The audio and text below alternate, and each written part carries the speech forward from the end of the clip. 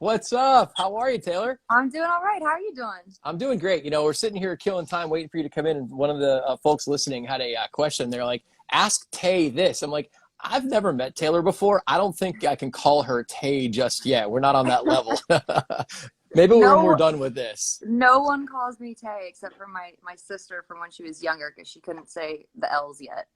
Well, I'm very happy that I did not do that then. I get How are T you? a lot. Welcome. I get T a lot. You can call me You T. get T a lot? I can call you Yeah. T? All right. It's funny you say that because I have a very good friend here who also is a business owner in Northeast PA, and his nickname is T. So now I know two T's. T, T. What's going on? Welcome to Wilkes-Barre here, 97.9X in Northeast PA. How's things for you? Where are you at? I'm in Maine right now. Lockdown, quarantine, Yeah, kind just like the of. rest of us, kind of chilling out and Exactly.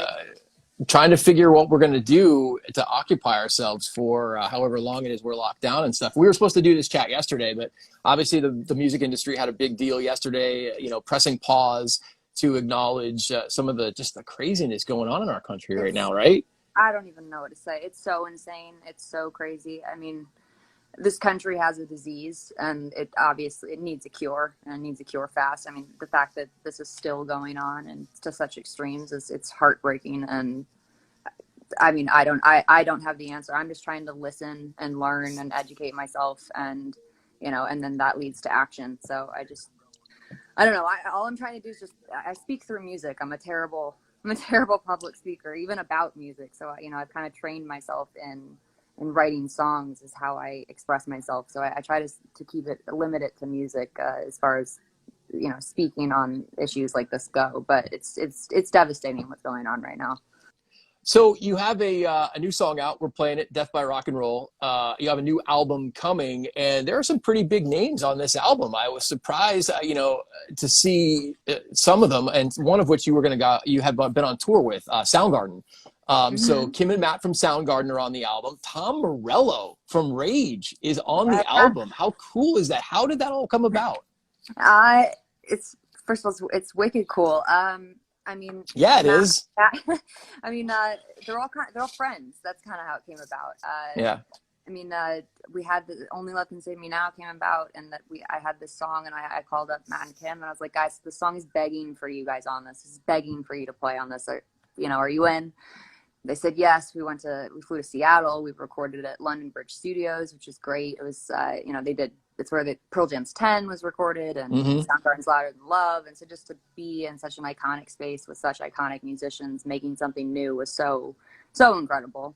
So I'm really excited for people to hear that. And Tom Morello came about kind of the same way as I had this song called And So It Went, and called him up and said, hey dude, I'm sending you the song. Is this something you'd be interested in playing on? Because it's begging for your voice. Like, he has such, in my book, he's one of the best guitar players of all time. He has such a unique sound and voice with his instrument that is so undeniably him. And I was like, are you into this? And he said, yeah. And and I don't want to talk too much about it because no one's heard it, but he comes in. Right, of course.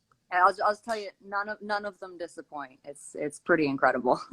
I mean, we're talking some pretty big name musicians here, so I can't imagine, and of course yourselves included, but I can't imagine that would disappoint. In fact, if anything, it has to surpass everybody's expectations. And it's funny because right now I'm trying to picture what Tom Morello's guitar would sound like on a Pretty Reckless song, Well, this record, it's a journey. This record, there's a lot of departures, but at the same time, very us.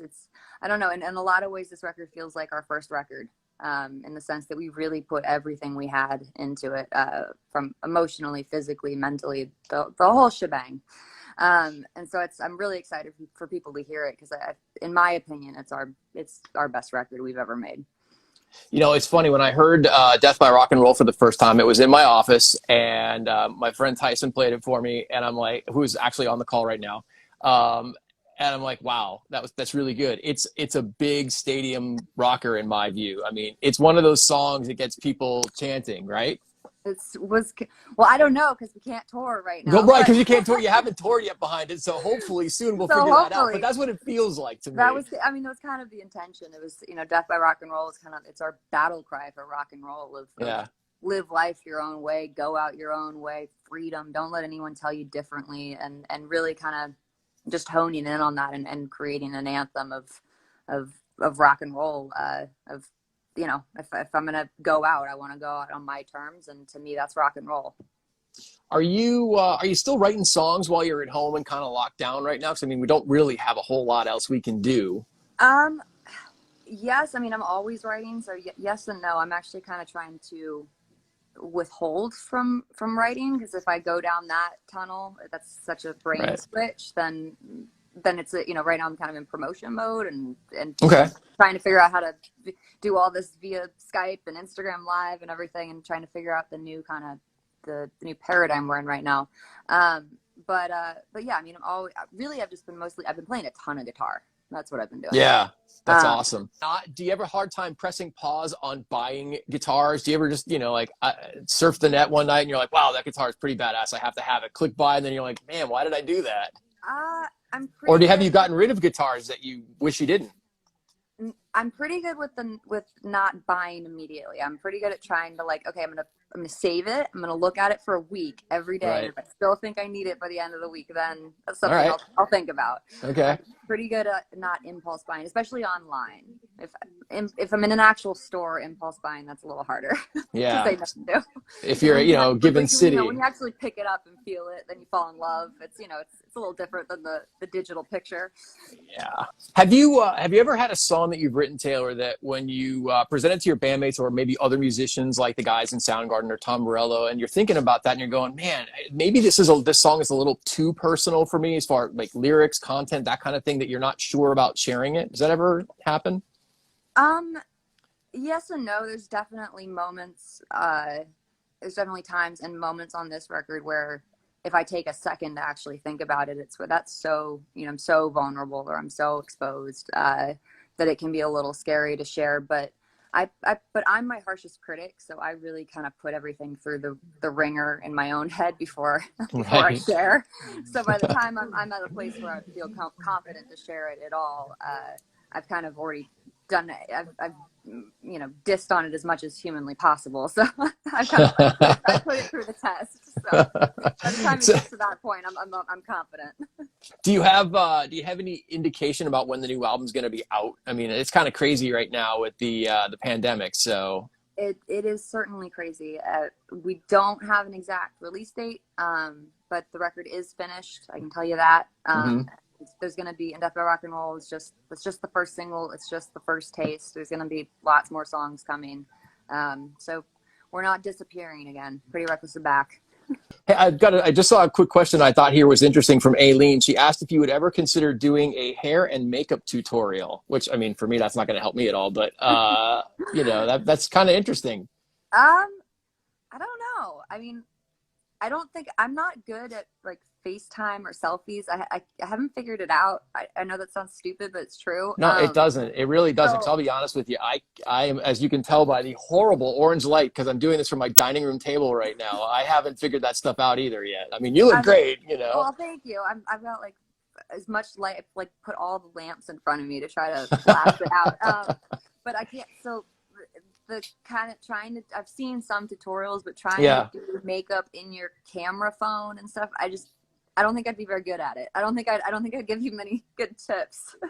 I think it would kind of be more of like a what not to do tutorial. There you go. So, and how are you handling, because you said you're home in Maine by yourself, how are you handling the whole just regular routine maintenance, like getting your hair done and all that kind of stuff? Are you just not doing that right now? Doing it yourself out of a box? Yeah, I'm just not doing anything. I'm sweatpants. You can't see me. Sweatpants, black tank top. When I got to, you know, do promotion or whatever, I put on some makeup, which is a struggle. But but that's pretty much it. I mean, no, I'm casual. It's I've been in kind of my own personal quarantine by choice for like the past years, so I'm kind of used to this routine. Right. Of kind of self-isolation. So it's not that strange for me, but it did come at a time that I was very much looking forward to getting out of isolation. And now it's just a little bit more prolonged. And the other one was, what's up with high tea? And I've seen that question a million times go through the scroll here. So I feel like I have to ask you that. Something I'm working on and trying to figure out. I don't want to Okay. give too much away because I haven't quite figured it out, but it's All right. something up here. That's interesting. Would you collaborate with Gaga? I mean, who, if you had an opportunity to collaborate with someone, I have to imagine whether it's Lady Gaga or someone else, even if it's not in the rock space, you'd consider doing that, right? It depends. And it doesn't even really depend. You know, everyone says like, what artist would you want to collaborate with? It's not how I think about it. It's collaborations to me can get very redundant very fast because I feel like, especially in the modern kind of paradigm, it's been very, what's the right word?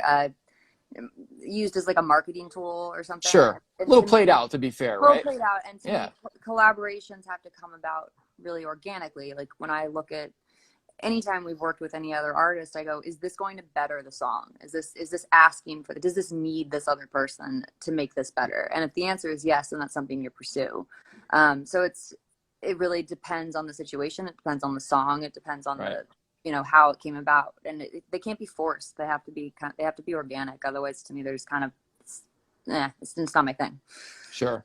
Well, I know that you have a lot going on today, so I just want to take a second to say thank you for spending some time with us here in Northeast PA. Thank you so much, and I really appreciate the support, man. I really Absolutely mean it from the bottom of my heart. Thank you. Absolutely. We'll see you again soon. Thanks so much, All right. Taylor. Stay All right. safe. You too. Take care. Bye-bye.